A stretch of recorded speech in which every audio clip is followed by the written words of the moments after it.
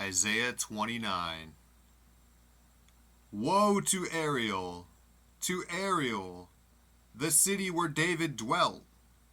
Add ye year to year, let them kill sacrifices. Yet I will distress Ariel, and there shall be heaviness and sorrow, and it shall be unto me as Ariel. And I will camp against thee round about, and will lay siege against thee with a mount, and I will raise forts against thee. And thou shalt be brought down, and shalt speak out of the ground. And thy speech shall be low out of the dust, and thy voice shall be as of one that hath a familiar spirit, out of the ground, and thy speech shall whisper out of the dust. Moreover, the multitude of thy strangers shall be like small dust, and the multitude of the terrible ones shall be as chaff that passeth away. Yea, it shall be at an instant suddenly. Thou shalt be visited of the Lord of hosts with thunder, and with earthquake, and great noise, with storm and tempest, and the flame of devouring fire. And the multitude of all the nations that fight against Ariel, even all that fight against her and her munition, and that distress her, shall be as a dream of a night vision. It shall even be as when an hungry man dreameth, and, behold, he eateth, but he awaketh, and his soul is empty.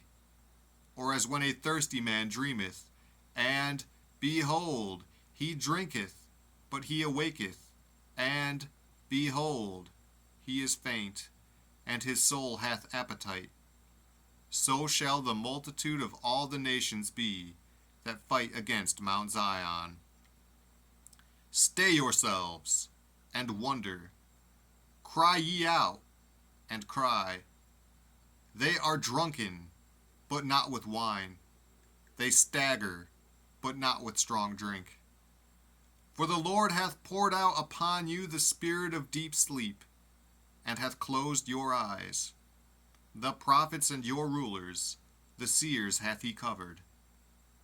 And the vision of all is become unto you as the words of a book that is sealed, which men deliver to one that is learned, saying, Read this, I pray thee.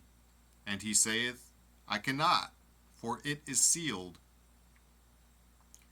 And the book is delivered to him that is not learned, saying, Read this, I pray thee.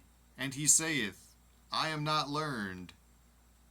Wherefore the Lord said, Forasmuch as this people draw near me with their mouth, and with their lips do honor me, but have removed their heart far from me, and their fear toward me is taught by the precept of men. Therefore, behold, I will proceed to do a marvelous work among this people, even a marvelous work and a wonder. For the wisdom of their wise men shall perish, and the understanding of their prudent men shall be hid. Woe unto them that seek deep to hide their counsel from the Lord, and their works are in the dark. And they say, Who seeth us? And who knoweth us? Surely your turning of things upside down shall be esteemed as the potter's clay. For shall the work say of him that made it, He made me not? Or shall the thing framed say of him that framed it, He had no understanding? Is it not yet a very little while, and Lebanon shall be turned into a fruitful field, and the fruitful field shall be esteemed as a forest? And in that day shall the deaf hear the words of the book, and the eyes of the blind shall see out of obscurity, and out of darkness. The meek also shall increase their joy in the Lord, and the poor among men shall rejoice in the Holy One of Israel. For the terrible one is brought to naught, and the scorner is consumed, and all that watch for iniquity are cut off, that make a man an offender for a word, and and lay a snare for him that reproveth in the gate, and turn aside the just for a thing of naught. Therefore thus saith the Lord, who redeemed Abraham, concerning the house of Jacob, Jacob shall not now be ashamed, neither shall his face now wax pale.